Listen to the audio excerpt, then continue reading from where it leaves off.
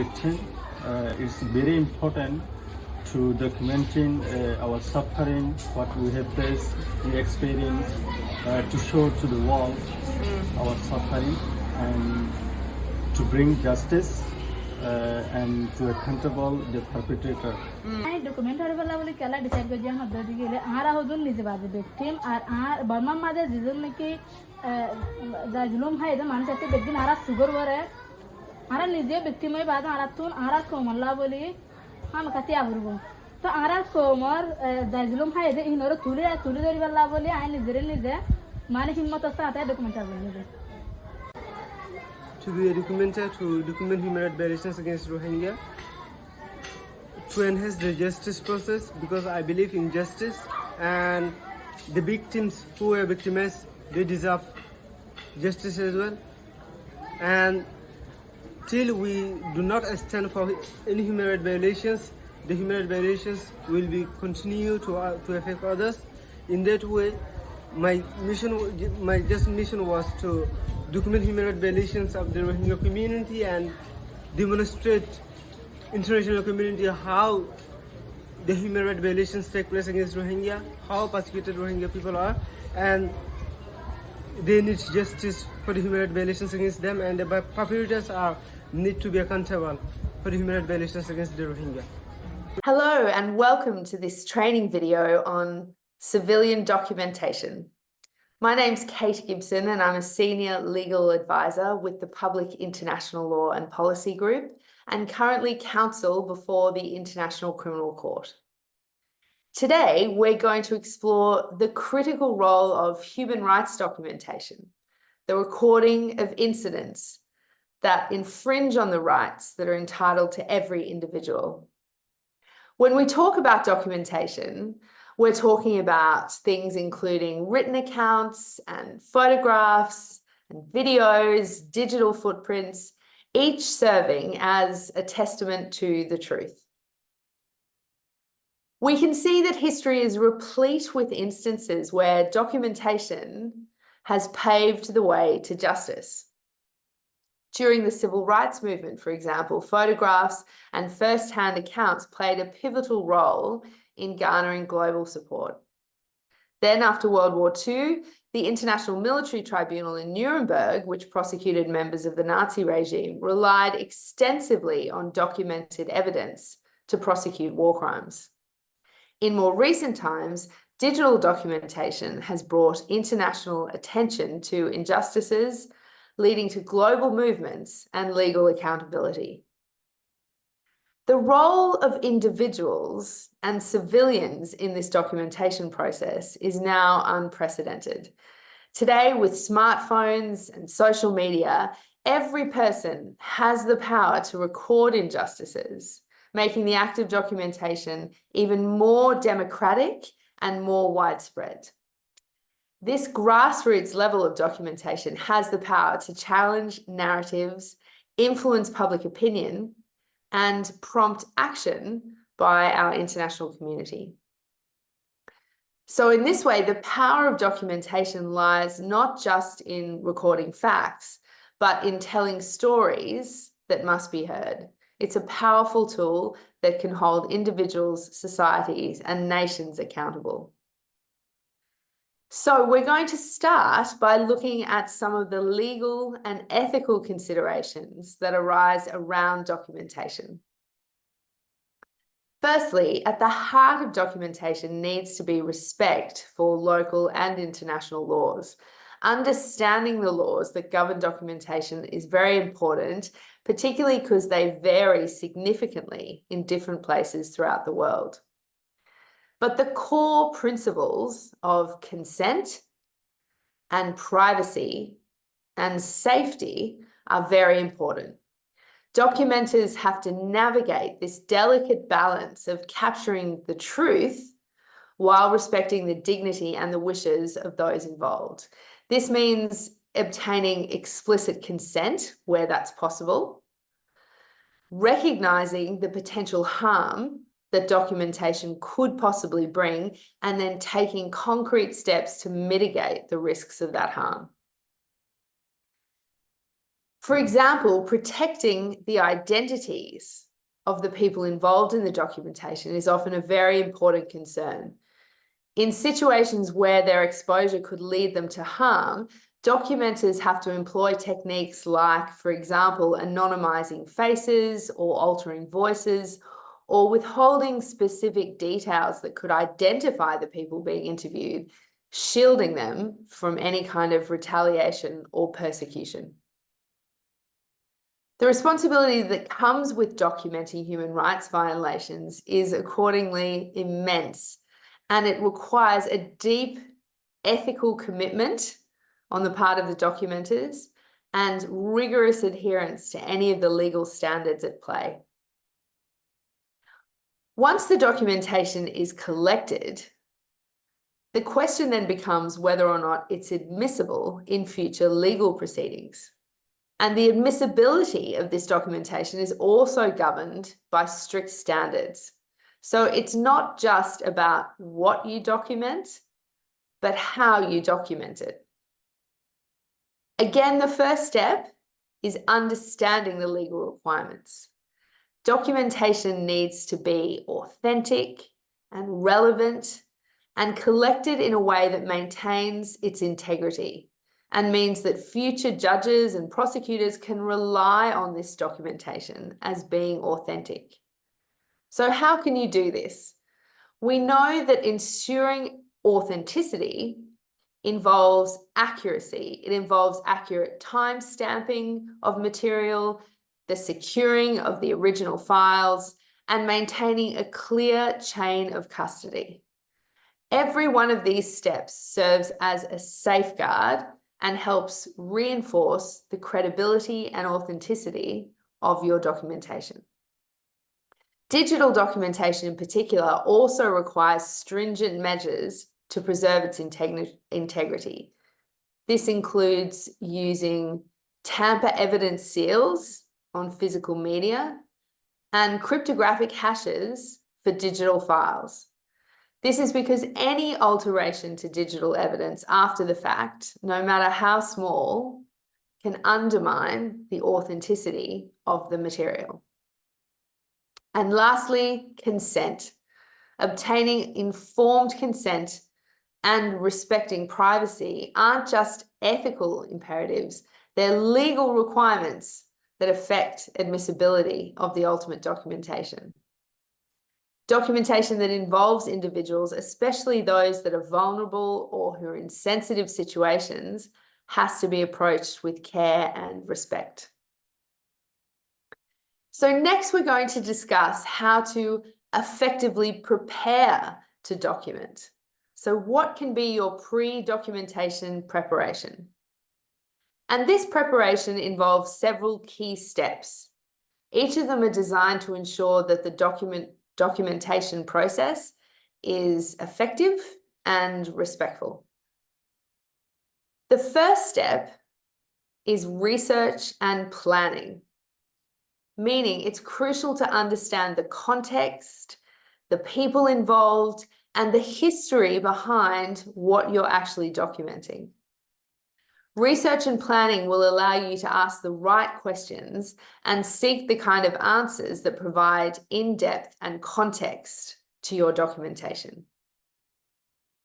In conflict zones, for example, where resources are scarce and conditions are often unpredictable, technical preparation then takes on a different meaning. Here, the emphasis shifts to making the most out of the available resources, no matter how limited they may be. A smartphone or even a simple camera or even just an audio recorder can be powerful tools in the right hands. You should also remember that documentation is often a team effort. In order to have smooth documentation processes, you'll need coordination among all your team members and a real clarity of roles and effective communication, whether it's deciding who interviews, who records, or who takes photos. Each task played by a member of your team is important. Turning then to the topic of safety and security in documentation. How do you protect yourself and those you document? And once you capture information, how do you secure your materials against theft or against any loss or tampering? So in this segment, we're going to explore the essential measures for safeguarding both people and data. The foundation of safety and documentation lies in anticipation and preparation. This means understanding the risks and having a solid plan, and this can be the difference between safety and insecurity. Ensuring personal safety starts with situational awareness. So this can be things like dressing appropriately, avoiding drawing unnecessary attention, and always having an exit strategy. Equally important is a buddy system, so never work alone in risky areas. As we mentioned before, always obtain informed consent. Use techniques to anonymize identities where that's necessary, and always prioritize the subject's comfort and security over the priority of capturing footage. Once you've captured your material, remember that these materials can then become a target. So use encryption to protect digital files and secure any physical copies in locked and tamper-evident containers. You should also maintain backups in separate and secure locations. In the digital realm, again, security and anonymity are your shields. Use VPNs, use encrypted communication channels, and understand digital footprints. These are essential for protecting yourself and your sources. For those working in particularly sensitive areas, maintaining anonymity can be critical. Now we're going to turn to a discussion of the different documentation techniques that exist.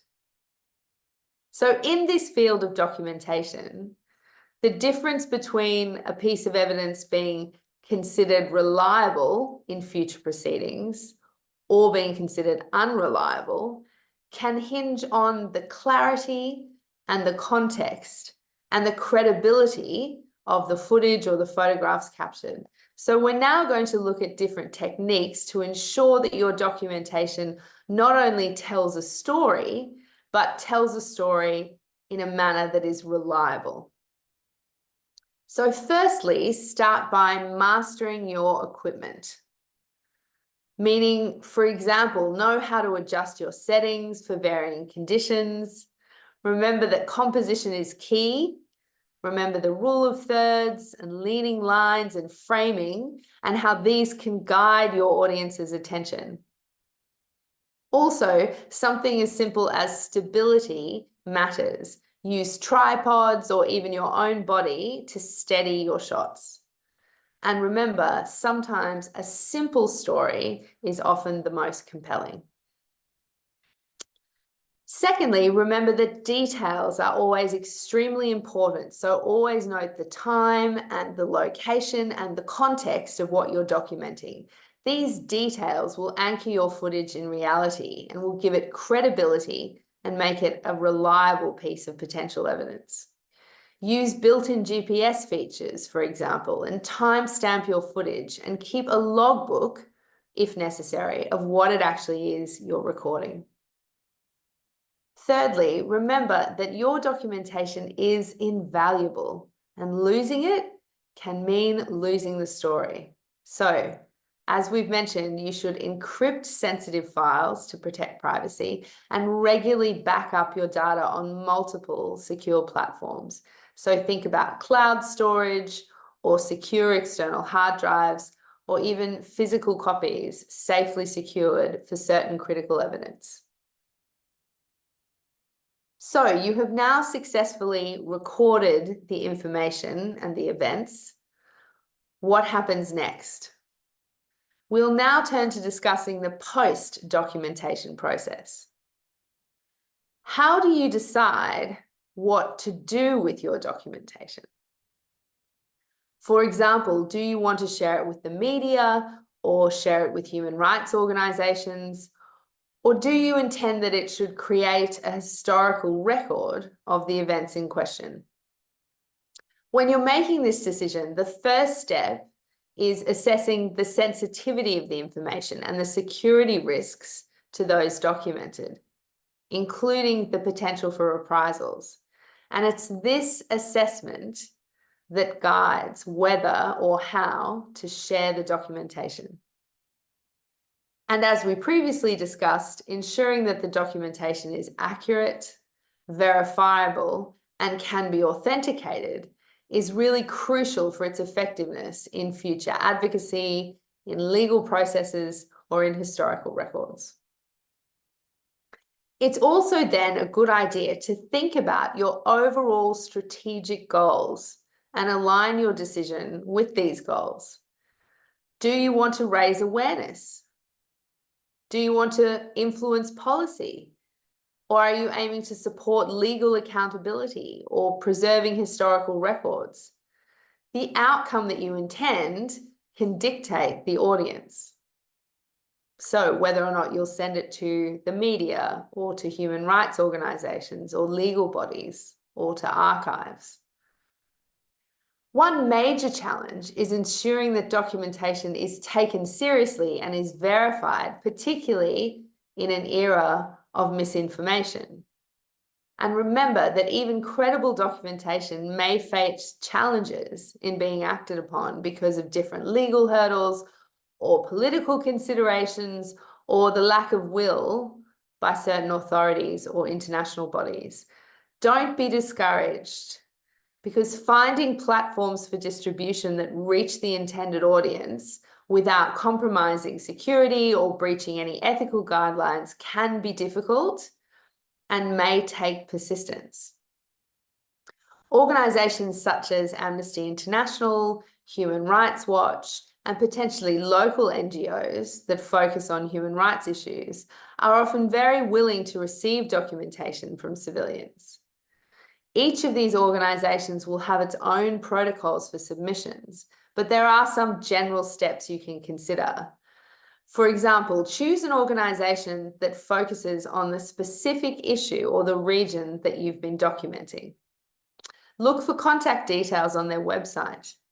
Many organisations have a secure submission process or a dedicated email address for receiving documentation. And ensure that you follow any guidelines provided by the organisation for submitting documentation. For example, details on how they would like you to safely and securely share sensitive information. And then when you are submitting documentation, include as much context and detail as possible about your materials. So the dates, locations, and the circumstances under which the documentation was gathered. So to conclude, civilian documentation plays a crucial role in the advocacy and accountability for human rights violations. By recording and sharing evidence of injustices, civilians not only contribute to the historical record, but also empower movements for change and for legal accountability. What are the main challenges for you being a human rights documenter? जब माझा आरा document collect करतो नेली ए time माझा इंदला बेसी मानुष कल आसा इतारा माने एला डॉक्यूमेंट कर जरा रिकॉर्ड लेबार खतार को अथवा इतारा किसु माने अशांति है खामा माझे अथवा फर जागदे आसे इंदला अशांति फर जागदे आसे इतारा आरमुन तो आबार वापस आने ता आरा तो मुश्किल हो जागो किंतु मुश्किल हो जाली हो इनरा आरा की गरवारी हास आरा हो एड्रेस गरवारी मुश्किल हो तो जेहोना कान होता यार अगर गुजरी गयो दिन दिला अशांतिर होता रे अब्बार वापस दोबारा हद्दो दिगिला हम का मंच तो हंते लागे तो बेसी सा डॉक्यूमेंटार कल तो मुश्किल हो दे कि जागा हमना ना हद्दो दिगिला उगवा इंदला विक्टिम या तो विटनेस कल तो यार अगर गुजरी गयो दे बार बार होता हंते गुजरी गयो दे इतर अतुन होता इनर कुलियान नाम तो मुश्किल As a documenter, I face several challenges, but I want to add the challenges that we always face is movement restriction as Yeah. as can situation is not that much good. So, and secondly, we face that the victims and the witnesses are when they share their trauma. The process of documentation is challenging. Documenters are required to navigate legal and ethical considerations while all the time ensuring their own safety and security and the safety and security of those they're documenting, while always ensuring that the information they're collecting is credible and reliable.